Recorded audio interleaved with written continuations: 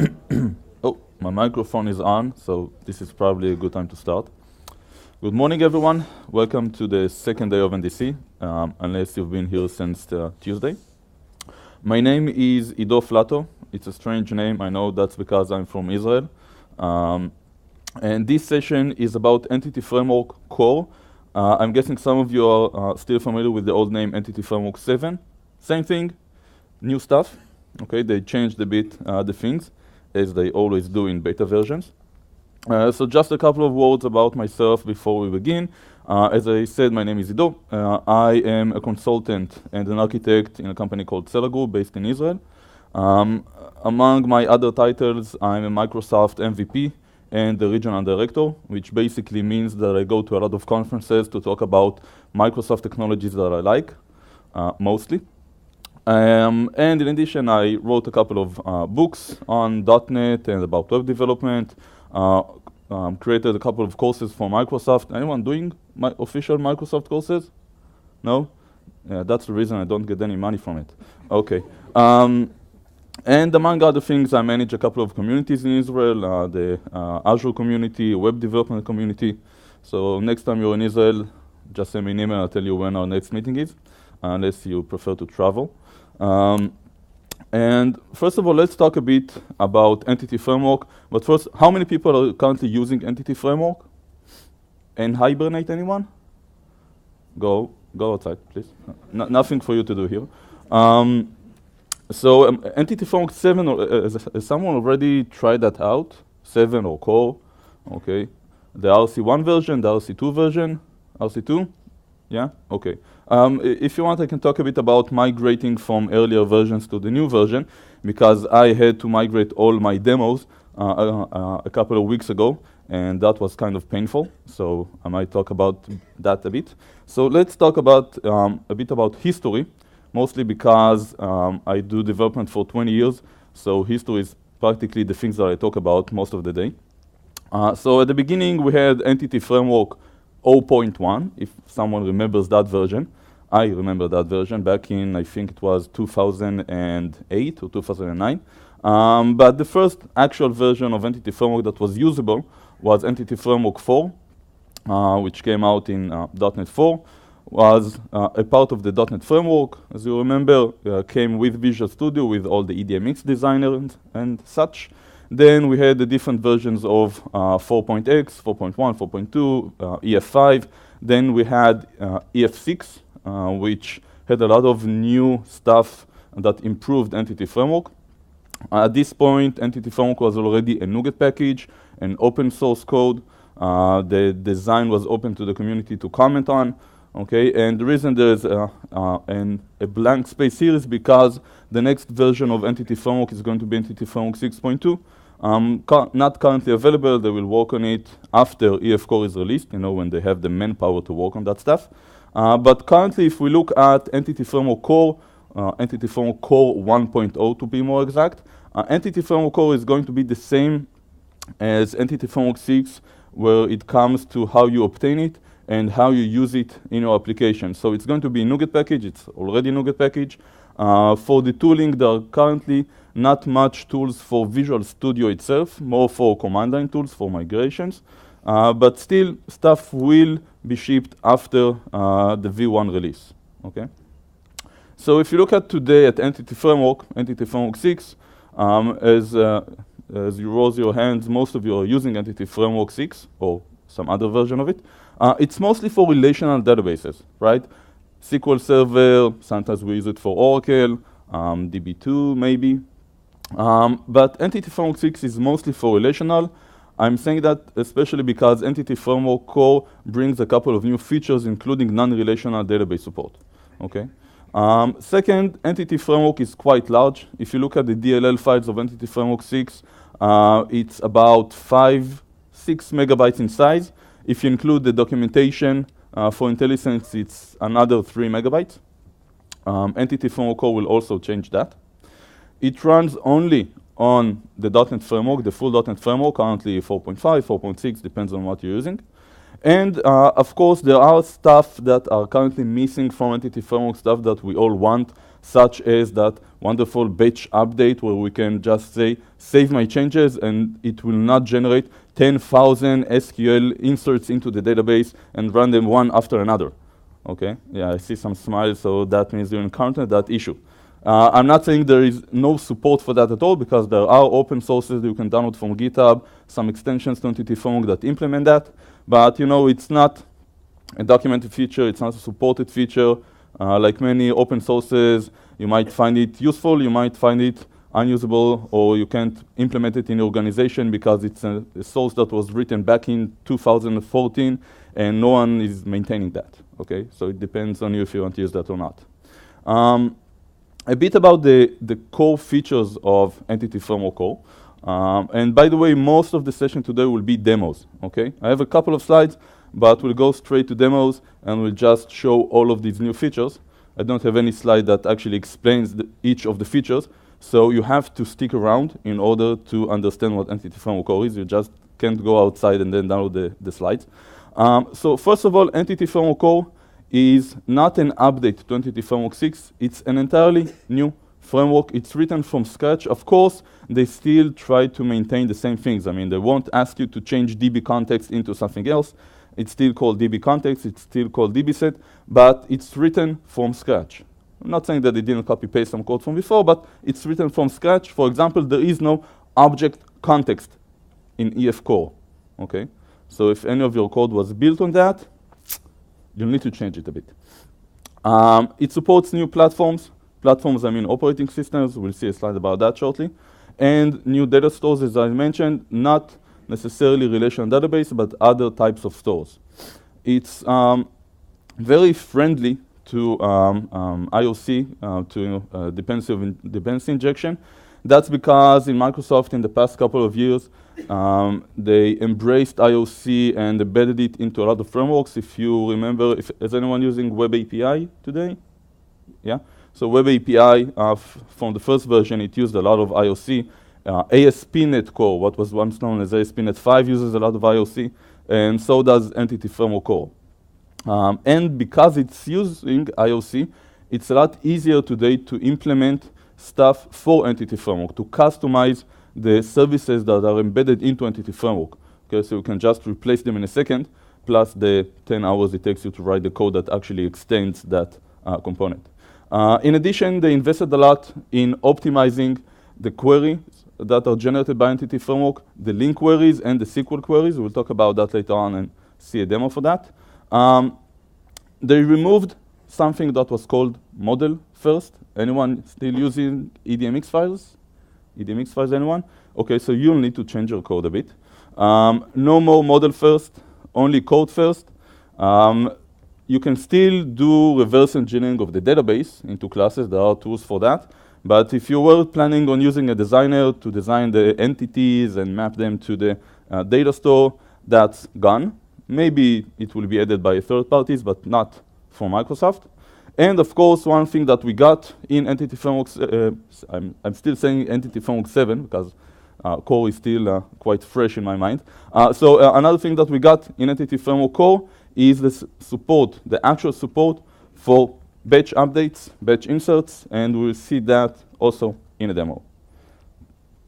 In regards to new platforms, as I said before, Entity Framework 6, only the .NET framework, but today we have a couple more frameworks in the .NET environment, the .NET Foundation. We also have .NET Core, and we have the Xamarin framework, which runs on Mono. If you're familiar with that, if not, there were a couple of Xamarin sessions, I think, yesterday. You can check them out. So .NET Core can run on any platform, Windows, Linux, Mac. Xamarin is mostly intended for cross-platform mobile devices. Entity Framework Core, in comparison to Entity Framework 6, can actually run on all of those target frameworks. So whether you're targeting Windows, whether you're targeting an application for iOS, or for Linux, or macOS, or Android, you can use Entity Framework Core. It will actually depend on which database you're going to connect to, because I haven't seen anyone installing SQL Server on a Linux machine yet. They said that the next version will support that. But if you're trying to connect to a remote server, you would be able to do that. And we'll see a demo for that. Okay, so regarding to new data stores, as I mentioned before, not only relational data stores. So of course, Entity Framework will support SQL Server, Oracle, all the other relational databases. Of course, depending on the companies that will create providers for them. The initial version of Entity Framework Core supports SQL Server, of course, SQLite, SQL Compact, and Postgres. That's an open source provider that you can add on top of Entity Framework Core. As for other databases, Oracle, DB2, what's the name? What's it called? Forgot the name of the third database. That I want to say. Basically, you need a provider for that, but once EF Core is released, it's version 1, probably companies will go ahead and write their providers for that. As for other data stores, if you look back at the history of Entity Framework Core when it was known as Entity Framework 7, in the earlier versions, the beta versions, you could have seen samples for non-relational databases such as Azure tables, which is a key value storage, and Redis, which is not only key value cache, but it also supports lists and hashes and that sort of stuff. There were samples on how to use EF Core for that. In version 1, they just removed all of those samples because, well, basically they didn't work. But once version 1 is released, which will be in a couple of weeks, alongside with ASP.NET Core 1.0, they are going to go back to that and work on those samples. Okay, it's in the backlog. It's tough to do after version 1 is released. So I'm guessing that by the end of the year, you will see providers for Redis cache, table storage, of course, probably for other stuff too, such as, I don't know, maybe S3 or maybe DynamoDB, Amazon DynamoDB. You probably see more and more providers since it's becoming very easy to implement those providers. Okay, so version 1.0, only relational databases. We'll see some of those in the demos. As I mentioned before, Entity Framework Core is very lightweight. So first of all, it's about 1 megabyte in size, okay? And it's rewritten. So no more the large object context under the hood in your DB context. You get the simple DB context, you get the simple DB set, but it's a lot more lightweight. But that lightweight comes with new implementations of known concepts in Entity Framework, such as the metadata structure that maps your object store to the data store. That has improved. We'll see a demo for that. The entire change tracking in Entity Framework Core has changed a bit meaning it doesn't work like the old one. So if you're using change tracking to, say, attach objects that you get in a service to an object context or a DB context and then save them to a database, assuming that they will automatically be marked as added or updated, modified, deleted, that sort of stuff, that will probably won't work out of the box as you expect, okay, in comparison to EF6. But we'll see them on how to tackle that and handle that. As I said before, almost all of the components in Entity Framework Core are injected into Entity Framework. Doesn't mean it's slower. It's actually faster in some aspects. But what you do get is the option to override some of those injections, or all of those injections, and bring your own code. If you want a different type mapper for your database, you can do that. If you want to add your own logging mechanism, you can do that. Okay. A lot of the concepts, the services in Entity Framework, you can just go ahead and replace them. It's not anymore internal classes as we had in Entity Framework 6 and earlier versions. Okay. So for me, for example, as someone who used reflection in order to get those internal types and then change their values, such as changing schemas on the fly, that is a lot easier now with Entity Framework 7. And of course, some of the API has changed. For example, the change tracking API has changed, but we'll go over the demos and you'll get the grasp of what actually changed underneath the hood. And of course, EF Core has been optimized. They improved the queries, the SQL queries that are executing in the database. We'll see some of those. And the concept of entity framework now is what is called pay per play, meaning that when I start a project, I don't need to bring the entire NuGet package of all the entity framework support for SQL Server and Oracle and other stuff. I'm just getting the core itself, which is under a megabyte, and then I add the stuff I want to it. I want to support Postgres. I only add the Postgres NuGet package. I don't need the SQL Server NuGet package, as it is now separated, unlike, for example, Entity Framework 6, where I added Entity Framework and added the SQL Server support, even if I haven't used it. Okay. So the question I'm guessing that some of you are asking, if not all of you, is what will happen to Entity Framework 6? Is this the end for Entity Framework 6, as we might have heard? Okay. So the answer is it's not the end for Entity Framework 6. Since a lot of people are still using Entity Framework 6, Entity Framework 6 is different than Entity Framework 7 in several aspects. It will continue to evolve. It won't evolve in the same speed as Entity Framework 7, of course, Entity Framework Core, sorry. But you'll actually see new stuff coming out, improvements, of course, bug fixes, okay? It just might take, more time to release new versions. Okay, so don't expect Entity Framework 6.2, 6.3, 6.4, 6.5 by the end of the year. Probably 6.2 will be the next major version of Entity Framework. So some of the new features that I'm going to show very soon in demos are the new actual features of Entity Framework Core, aside from new platforms, new providers. First of all, we have new options of mixing queries that will run in the database and in memory. Entity Framework Core now supports a better understanding of what goes in memory and what goes in a database, and not throwing you exceptions that you cannot do this in a database. We have the support for batch save. So when you call save async, save changes async, it will actually do batch inserts, batch updates. We'll see that. SQL query improvements. Some things have changed. For example, when you do an eager load using an include statement, the SQL query that runs in the database is actually improved and it works faster.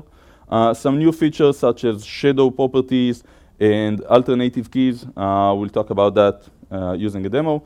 And there is a new API for change tracking called the track graph API, which basically lets you control how the entities will be attached to the DB context. Okay. Again, we'll see that in a demo.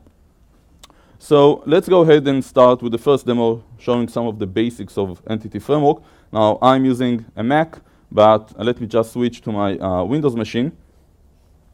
We'll see Entity Framework running on a Mac by the end of the session. Don't worry. Okay.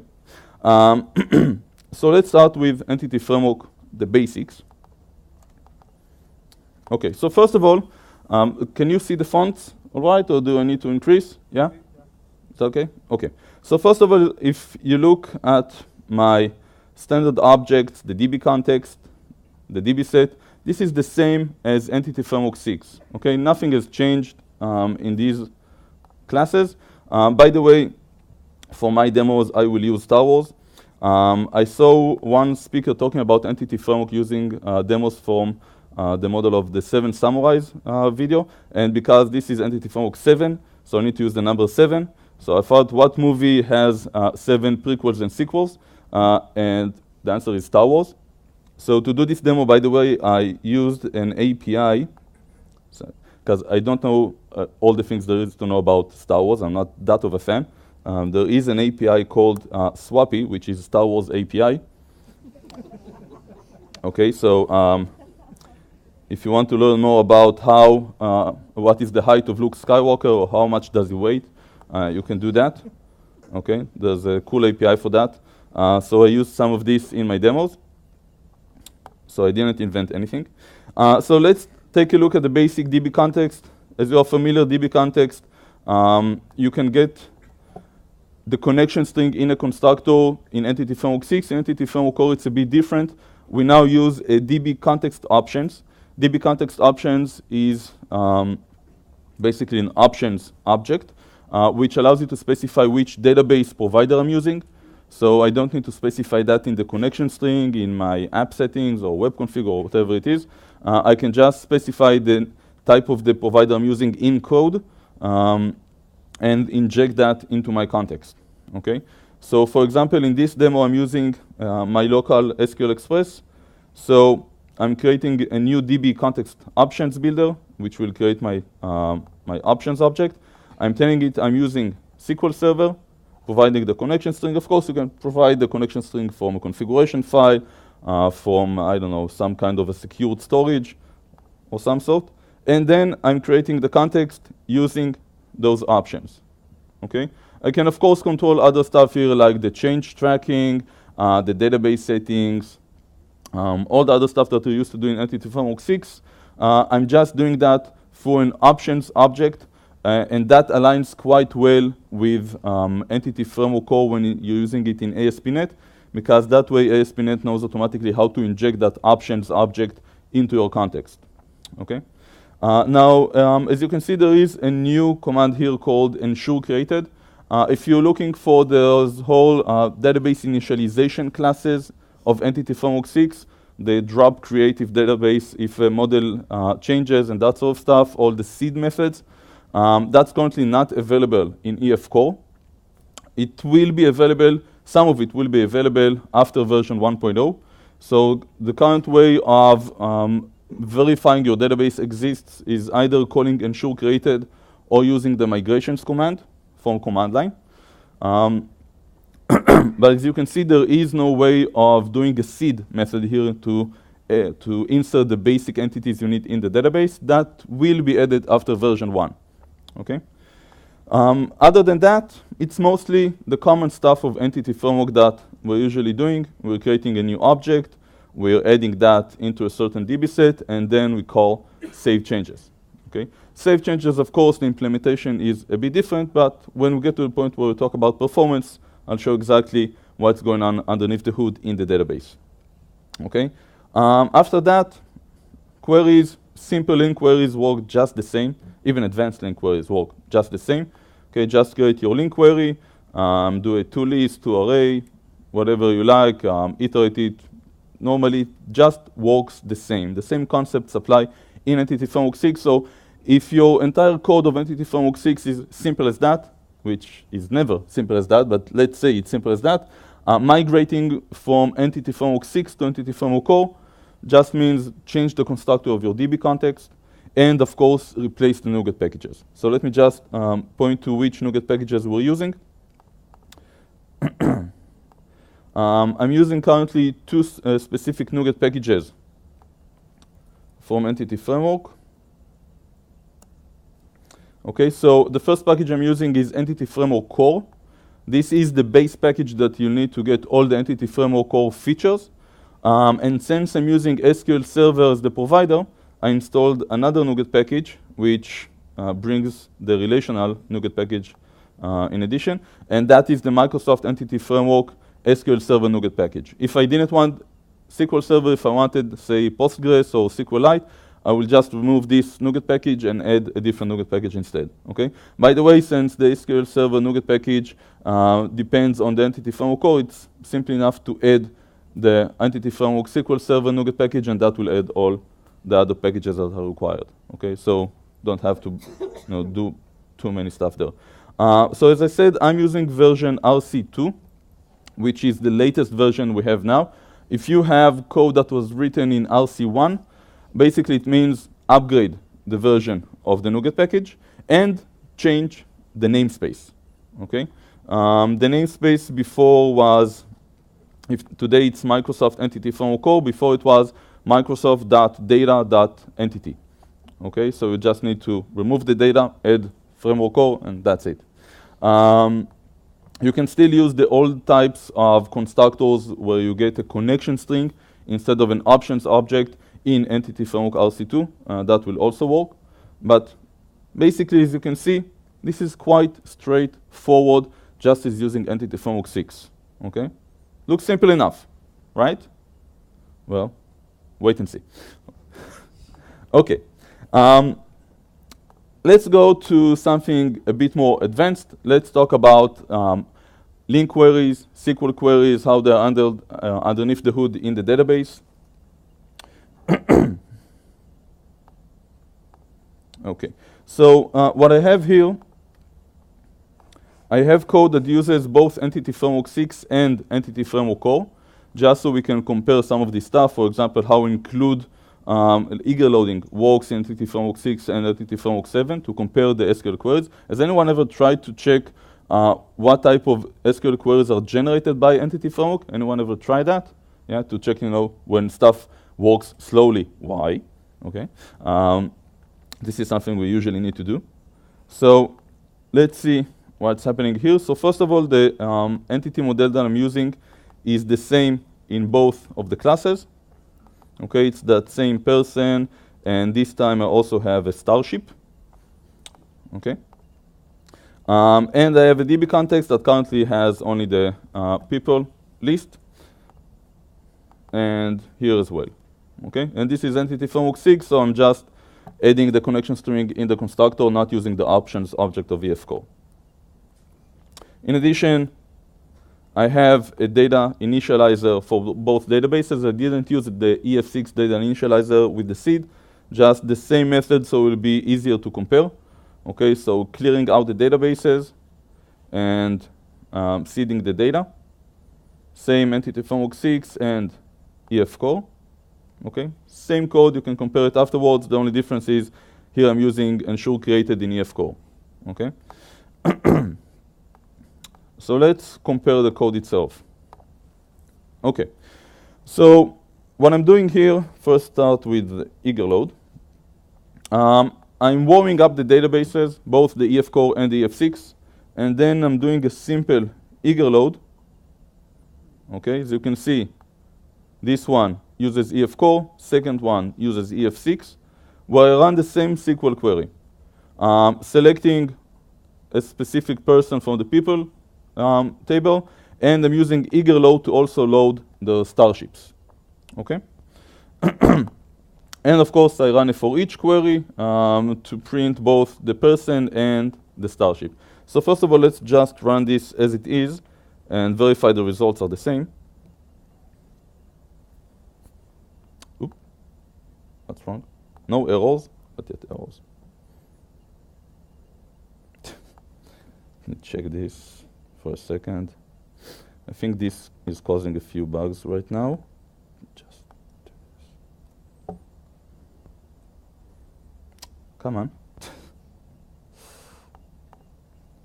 If nothing works, we'll just run the executable.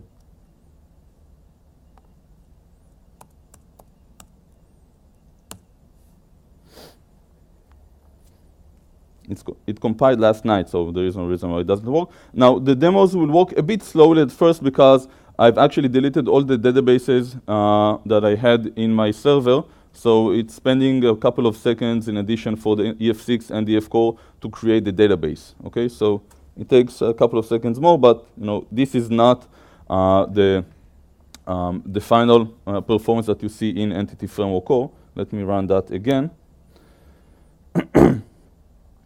Okay, so as you can see, it runs faster and it's the same output.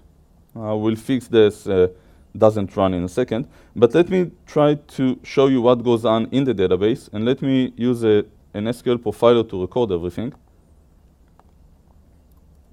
Just run the executable here again.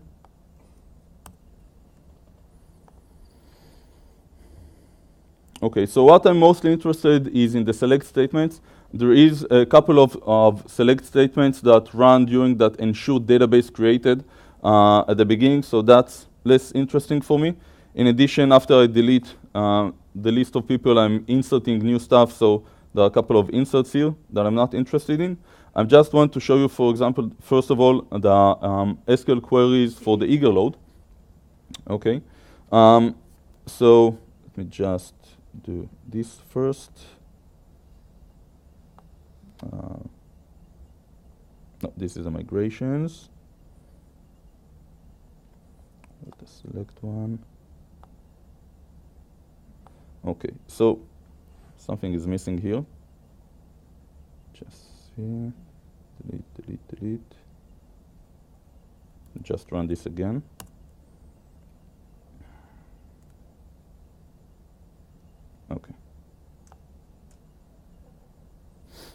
For some reason, I'm not seeing the SQL query for EF6, but let me just talk a bit about the select query for EF core.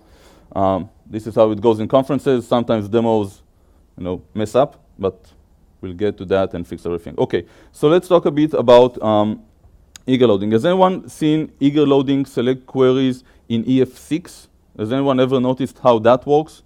Basically, what it does, if you select from people, and include something from the Starship, it will create an SQL query with a join between the two tables, and it will actually select all the data from the people list for each of the rows in the Starship. Okay, it will do a Cartesian multiplication for the join query, because it actually outputs one table that includes information from both tables. Okay, so if I have one person and 6 Starships, I will get the information for that person 6 times, the same information. And that, of course, affects network bandwidth. It affects the amount of time it takes to deserialize those objects. Okay, it takes more time to create the objects. But if I look now at EF core, so first of all, as you can see, so which thing am I running here? Oh, yeah, okay. Now I understand. It is running the different kind of code. Let's build this again. It ran the other sample. Okay. Let me see if this is updated. 11:30. Just check something. Something is not working properly. Let me just try and run this again. It's using the, come on. Okay. We'll do what is known as close all the windows, start over again. Don't worry, we have enough time. If nothing works, I'll just move it to the Mac.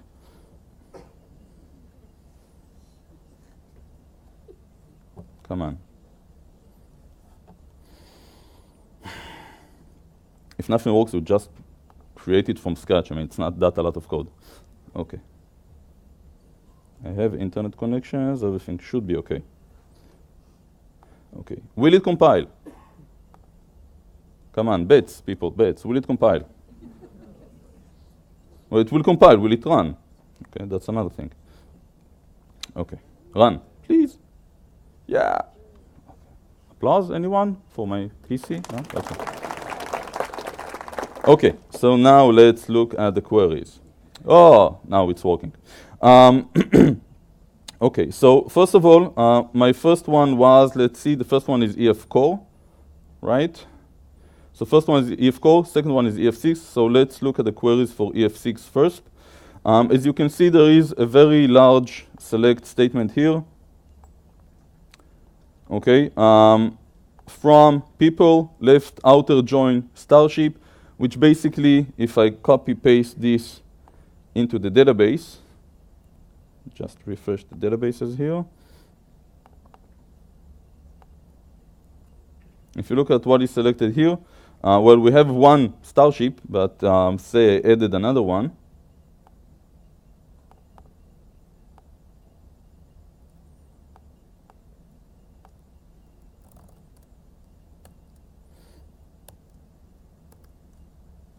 Okay, and then run this again. As you can see, the same text appear for the second row, even though I'm basically doing a join. I want one row of the person and 2 rows of the Starships. Now, if I go back to this code and look at what happened in EF core, sorry. So what we see here is that this query was actually split to 2 different queries. Okay, now I know you think 2 queries is more than 1 query, so it will work slower. Well, that's not actually true. It mostly depends on the number of joins that you have in your single large query. If there are multiple includes and you generate a lot of left outer joins, it will actually work slower than just sending 2 or 3 queries to the database. Okay, so what we actually get here is one query that selects the person, okay, and a second query, as you can see, that selects the Starship where the Starship matches that single person. Okay, so I'm running 2 queries, one to select the person objects that match the query, and the second query to select the Starships that match the list of people that I got before. So the result set will be smaller. I'll get a single result set for the people and a single result set for the starship, and then of course the matching between them, the join, will be done in memory. Okay? But that will actually perform a lot better in the database than using a left outer join that brings a whole lot of data into the application. Okay? So that's for eager loading. And that's how you make Visual Studio work. Just close everything, open it up again. And another thing I want to show is how we mix client and SQL statements today in EF Core. So let's say that you want to select from, not from a table, but from a view. Maybe you're creating some sort of a multi-tenant application, and you want to inject into the SQL statement the tenant ID that you're currently using, and you can't use the built-in code first mapping between an entity and its table. Okay, you want to select entities from a given table using SQL queries, and you want, of course, to translate those results into objects. Now, we had that option, of course, in Entity Framework 6.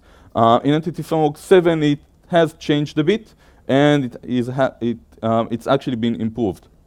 So let's see what we have here. First of all, I'm using the same select statements. Select from people where height is more than 1.5 meters. If you're unfamiliar with this syntax is C#6, which allows me to plant, for example, here I'm planting the name of the height property, which basically I could have just written that as height, okay? But that wouldn't survive, for example, a situation where I change the property name, and this way this will actually cause my code to not compile anymore, so it's actually safer. And I'm ordering by descending height, okay? So, for example, let me just run this with EF6 first. Okay, let me clear this list here. And let's see what's get generated with EF6.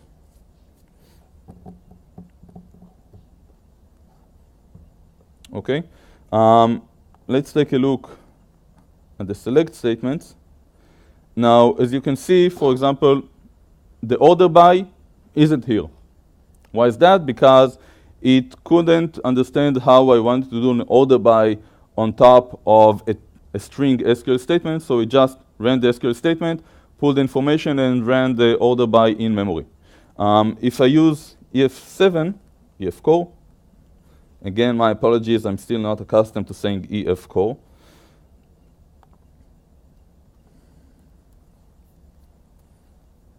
Running the same query, but now let's look at the database. Okay, all these stuff at the beginning is the whole initialization. I'm deleting all the people, inserting them again, so it has a bit of SQL that it needs to generate. So now if you look at the generated SQL statement, you see that that order by is added to the SQL statement. So in Entity Framework's core, the translation from link queries into SQL queries is a lot better. It knows how to figure out order by, where statements, select statements, and push them into your select query so you can select from views and still gain the same performance in the database. Now, since we are since we are using EF Core, we have a couple of more stuff that we need to look at.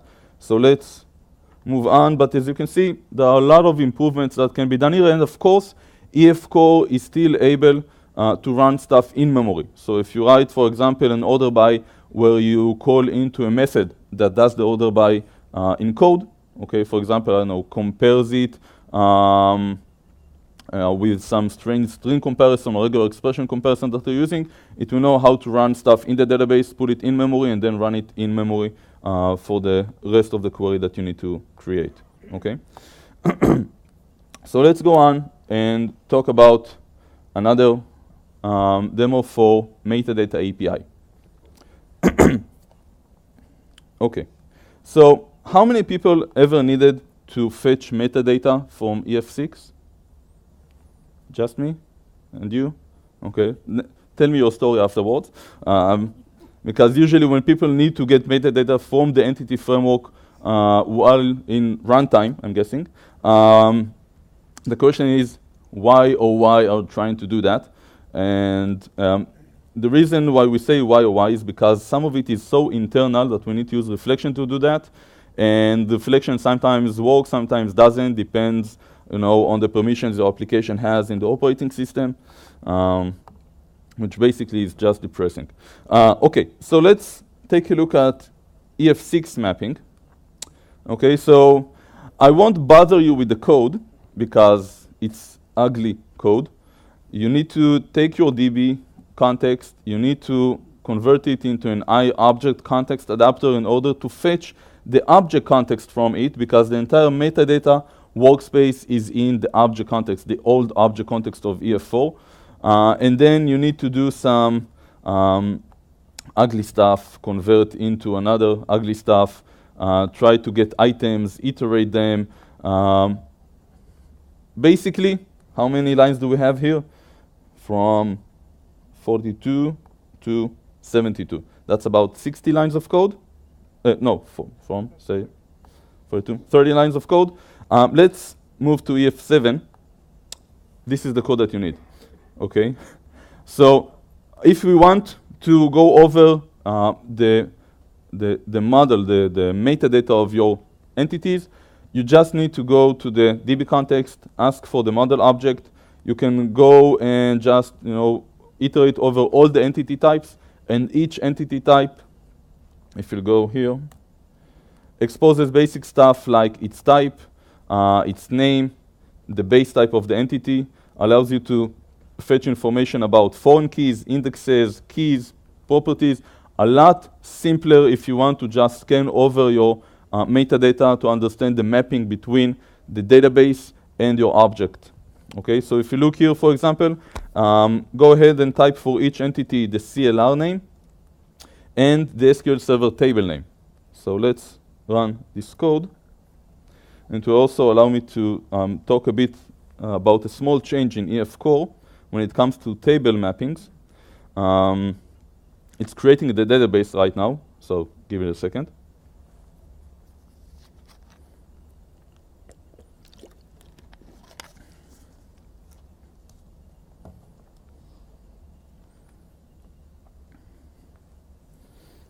Okay, so those of you in the front line, can you see the difference? Take a second. Can you see the difference? It's one character that is missing somewhere. The starship versus starships. There is a difference. Are you familiar with the pluralization of Entity Framework 6? Right? Usually when it doesn't work, you're starting to get familiar with it. Entity Framework 6 automatically tries to name the table as a pluralized version of your entity. So if my entity is a person, it will call the table people. If it's a starship, it will call it starships, automatically. Of course, you can change that convention, but that's the convention.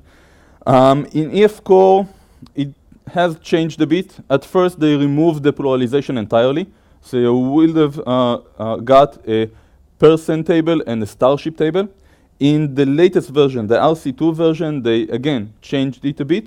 And this time, they didn't use pluralization. They just said, we won't name the table after your entity type. We will name the table after your DB set property.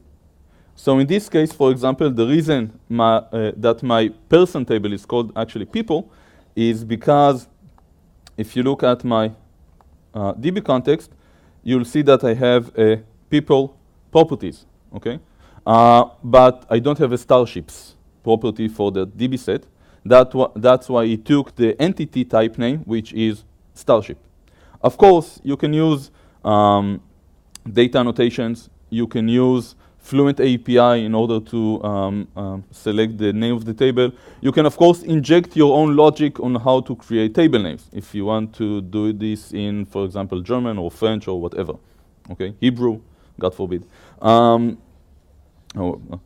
are only a couple of companies in Israel that actually write table names in Hebrew. It's supported, but you can't code against it, okay? Because it's mixing Hebrew and English together, and it changes from left to right to left text, and just awful.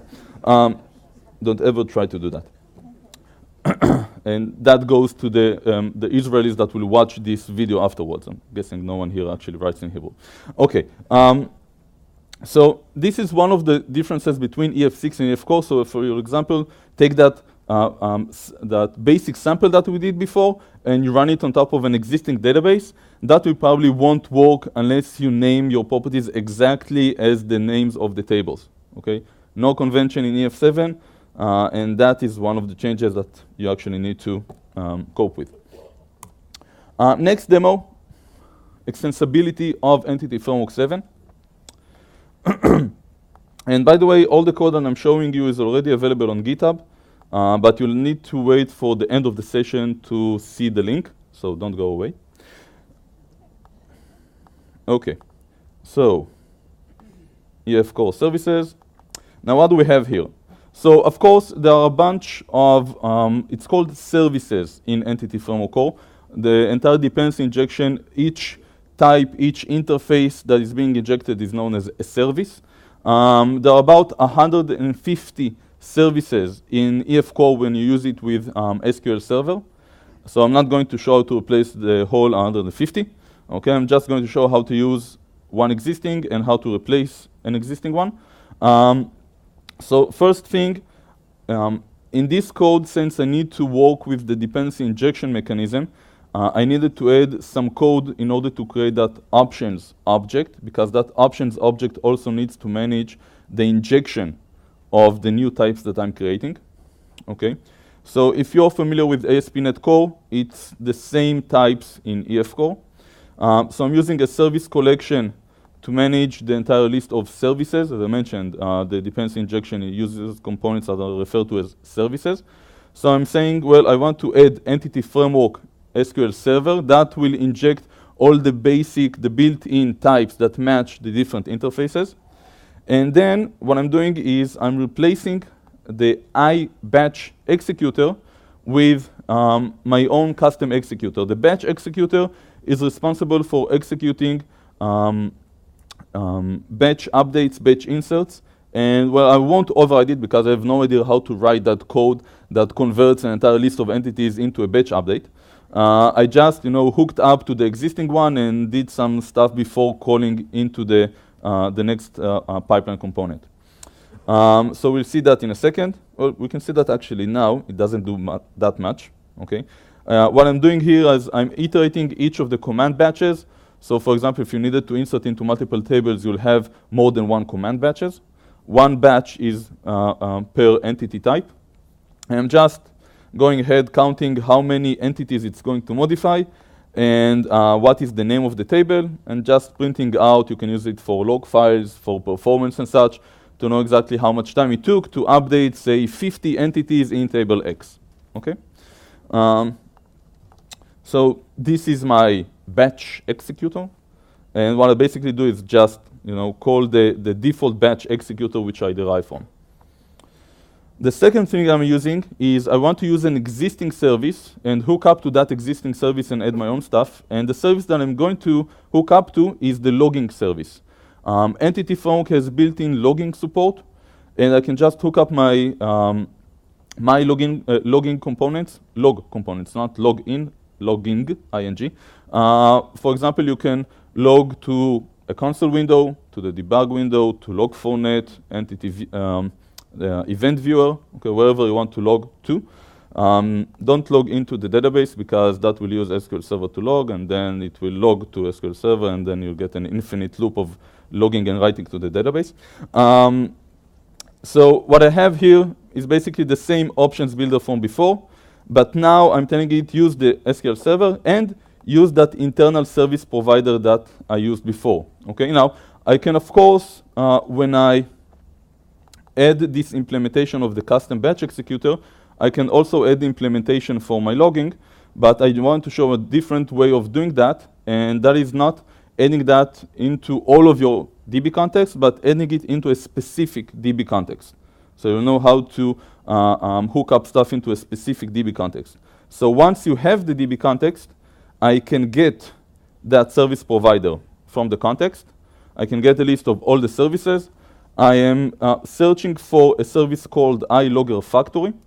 That is the class that is responsible for creating the different logger objects. And I'm adding a new provider to that logger factory for a console logger provider that I created. It's written right here. We'll see that shortly. And I'm just specifying what is the minimum log level that I want to write to the console. I don't want to write everything, just information and above, okay? And I'm also adding an existing provider, which is the debug output provider. This one I got from a NuGet package. Let me just open the packages here. I'll show you the name. Microsoft Extension Logging Debug, okay? That will output the debug. You also have an event viewer, an ETW one, event trace, and that sort of things. So this is my own custom logging provider. You can see it here. It implements the interface. So it has a couple of stuff it needs to implement, such as create the logger itself. Okay, so this is the provider, and the logger is just down here.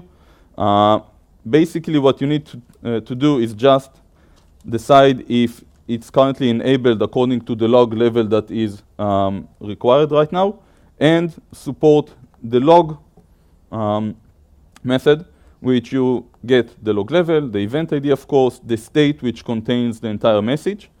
And you get a formatter function here from the backend that actually knows how to format and pull out information from that state object, so you can output it without understanding exactly what is that state object.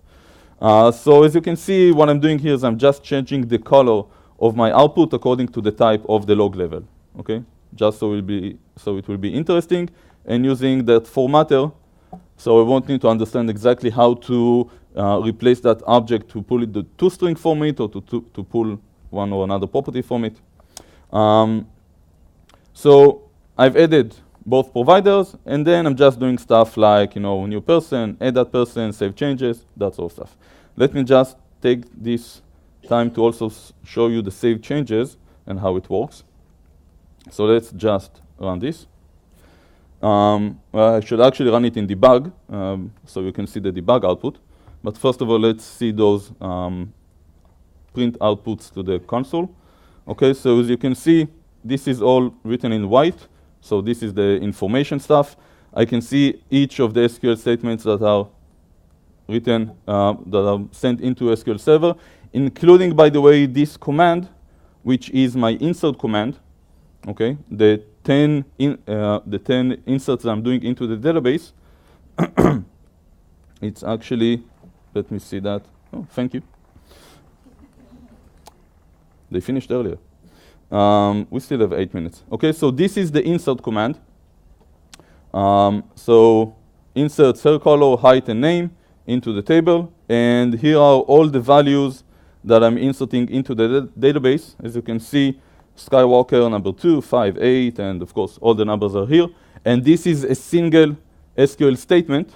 Okay, of course it's a dynamic SQL statement, but it's a single SQL statement. And of course, the entity framework provider manages all the stuff underneath the hood, such as, for example, if you're inserting 10,000 entities, it will break it down to, I think it will be 2 queries, 5,000 each. Okay, so it automatically knows how to do that.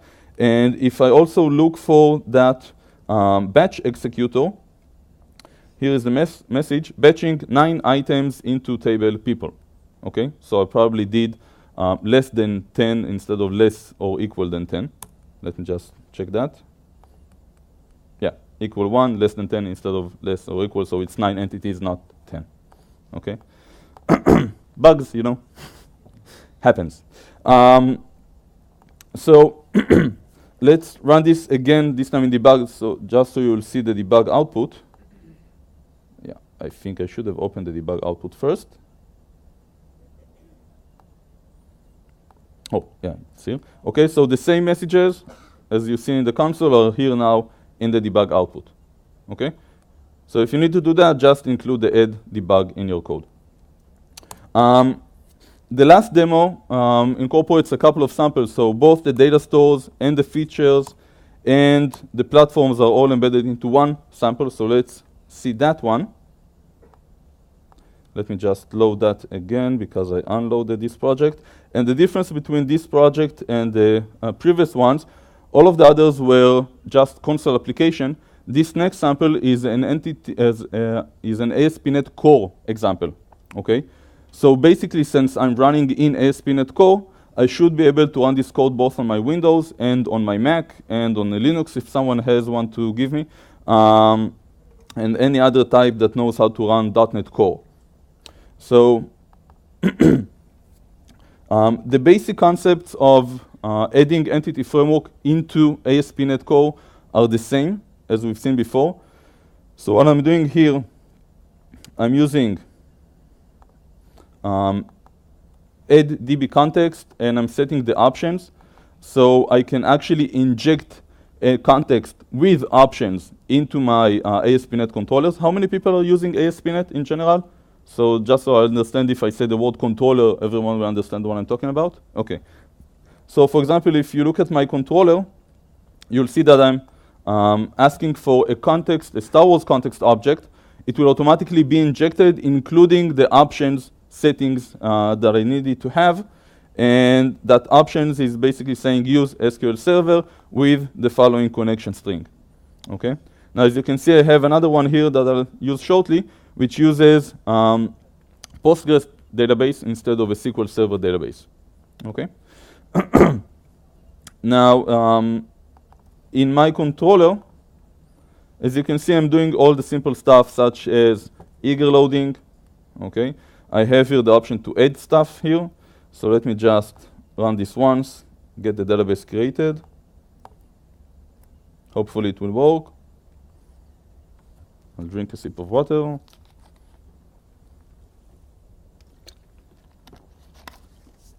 We should see a list of all the entities that were added to the database. Basically means Luke Skywalker and Han Solo, each with their starship. Okay, so that basically worked. The starships didn't work because when I get all the people, I don't want to get all the starships. So if I go to people/1, I should get the starships. Okay? Let me just zoom in a bit. Okay. Now, first of all, this is ASP.NET Core, so I should be able to run it on my Mac. We should see it shortly. I just want to show you something about the change tracking in Entity Framework. So let me just open up my Fiddler so I can post stuff into my service. Just go here. How many people are familiar with Fiddler? Fiddler? Okay. Anyone been to my Fiddler session in NDC in 2012? No? Okay. Let me just refresh that. Okay, here it is. Composer. I want to do a post. Content type. Okay, I'll show this demo in the cross-platform one because we do need to wrap up things. Okay, I'm going to add Chewbacca. Are you familiar with Chewbacca? Yeah, okay. So first, let's use the people add person. Now, this person has a starship alongside it. So it's going to add a starship, but that starship already exists. Okay. So let's see what happens. And we get a 404, of course, because it's without this one. Okay, we get a 400, which means it's my fault. And if I check the JSON content, basically it says, cannot insert explicit value for identity column in Starship. I can't add a Starship with an existing identity that it has, so probably add isn't the correct method to use. Because basically it says so in the comment, add assumes all the entities are new, and it tries to add it using the existing ID that I got from the database before then. So let's try attach. Okay, let's do this. And this is ASP.NET Core, so I don't need to compile again. It actually compiles it just now. That's why it's taking some time. And come on. It takes a bit more to compile. Come on.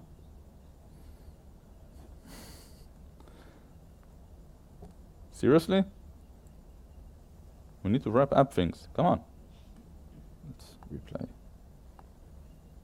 Okay, so it might have thrown somewhere because I didn't use, I have try catch here. Okay, basically, let me just tell you what will happen. Nothing will happen because when you use attach, nothing, not in the sense that it will get stuck like now, nothing in the sense that it just won't add anything to the database, because using attach attaches the identity as unmodified.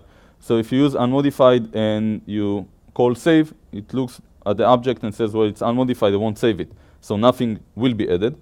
Let me just show you what I need to do. So first of all, using the state, anyone used the entry option in EF6?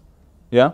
Okay, so there is a bit of difference in EF6 and EF7. In EF6, when I use entry for a top level entity which has references, in EF6 it will also set the state for its child entities, its related entities. In EF7, it won't. It will only set the state, it will only attach this single entity. So if I do added, what it basically will do, it will add Chewbacca, but it won't update the starship. Okay? The actual way of doing what I want to do, add Chewbacca and change the ownership of the starship to Chewbacca, that will require me to iterate the object graph myself, but instead of iterating the graph and setting each state for each entity, I can ask EF7 to use the change tracker API and just create a callback that will receive each and every one of the nodes in the graph and will allow me to investigate that node in order to specify what type of state I want for that node. So I can add my own logic and say that if it's a starship and it has an ID, then it's modified. If it doesn't have an ID, then it was added. And if it's not a starship, then it was probably added because it's that person. Okay, so for each type of insert that I want into the database, if I'm posting a new person or I'm posting a starship, I can change the logic of how to attach things into the entity graph. Okay, so this is the actual way to do that. And oh, finally I got the error. I can save now and try to run it again, but it will work. You can try that code later on. Just want to show you how to use that in Mac, and let me just go to my Mac and platforms. Okay, so when you use a command line, I need to use .NET. Let's restore packages.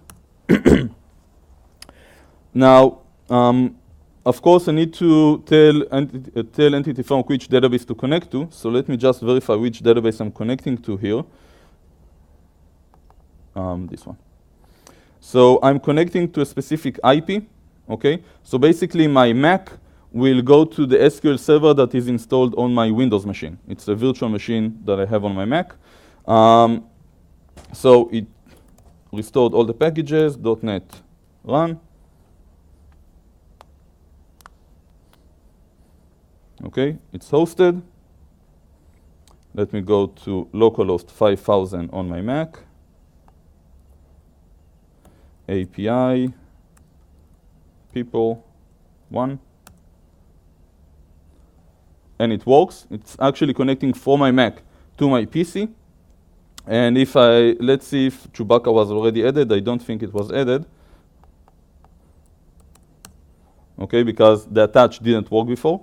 Now, of course, as I showed before, just switch here, I can also use other database providers. For example, I can install the Postgres NuGet package and use Postgres instead of that.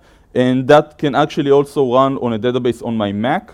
I don't need to have an SQL server for that. So if I, for example, go to my Postgres admin on my Mac and I use that provider, you will see the database being created on my Mac. So the provider also knows how to use Postgres databases, whether they're on Windows or Mac or Linux, wherever. Okay. I see that no one is excited by the fact that Entity Frameworks works on a Mac. Okay. So I just want to, just 2 minutes about what's going to happen with Entity Framework 7. So first of all, there is a backlog that still needs to be fixed for version 1. So for example, there still isn't lazy load in entity framework core, which, I mean, come on, how am I supposed to work without a lazy load? Well, I'm going to pull the entire entities on my own. Okay, so this has to be fixed. There isn't support for stored procedure mapping yet. There isn't any support for data seeding yet, but those will get fixed. There is something really silly about EF code that hasn't been fixed yet. If you have a many-to-many relationship, today with EF code, you actually need to create a relation entity.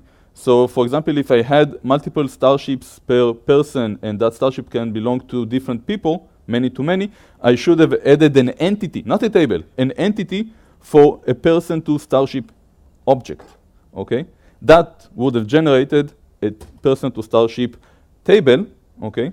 So basically I don't have many-to-many, I just have two one-to-many relationships, okay? Two TWO, okay?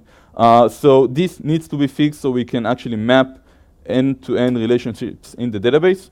Of course, they will also support inheritance mapping other than the table per hierarchy. Okay, in EF6 we have table per type, table per concrete type. This hasn't been implemented in EF6, in EF core. And of course, command interception, which we now have in EF6, still doesn't exist in EF core. So as you can see, it's still not an entirely EF6 equivalent solution in EF core. Okay, so in progress for version 1, bug fixing, of course, performance improvements, documentation which is lacking. And just to sum things up, what was thrown out, as I mentioned before, there is no EDMX support anymore. If you use entity SQL, that dynamic SQL like statements, that also out. And of course, object context API is gone. God bless them. So relation between EF core and EF6. EF core is still the right way to go for new projects, unless of course you need some specific stuff from EF7, like the support for .NET Core and such. As you've seen, some features are still missing. Okay, some code is still not mature enough. Not all the link support has been added, but you know, it's on its way. Okay, so moving from EF6 to EF core, it's not just upgrading the NuGet package. It's an entirely new new engine. It has different behaviors like the change tracking that I explained before, like the conventions for pluralization and such. Okay, so beware of those changes. Test your code if you're going to just update it to Entity Framework 7. No? So if you want to use Entity Framework 7, if it's something simple, like something that just need to edit a table, okay, a simple web API sort of stuff, then you can use Entity Framework Core, no problem with that. Stuff will still work in the RTM. There aren't going to be that many changes. But if you are targeting at .NET Core, ASP.NET Core, the universal Windows platform or whatever it's called, I'm not a client person, so I don't know what it's called actually. If you're aiming at Xamarin, okay, if you're aiming at any of those different types of frameworks that are not the full .NET frameworks, then EF Core is the only way for you right now, okay? So just go ahead and pray for the gods that they won't change everything in V1. So where do you go from here, aside from your next session? There is a link to the documentation here, and at the bottom you can see the link to my demos. You can go on ahead and check. I skipped 2 demos that show 2 features that are called shadow properties and alternate keys. You can see those in the platform demo. Basically, shadow properties is using properties that are not in the entity table, not in the entity object, but are in the table itself. Okay, so you can pull data from the table but not show it in the object. And alternate keys is just adding new unique indexes into the table by saying, so for example, the name of the person is also a unique key. Okay, so it's an alternative key. And that's it. Enjoy the rest of the conference, and if there are any questions, I'm here. Thank you.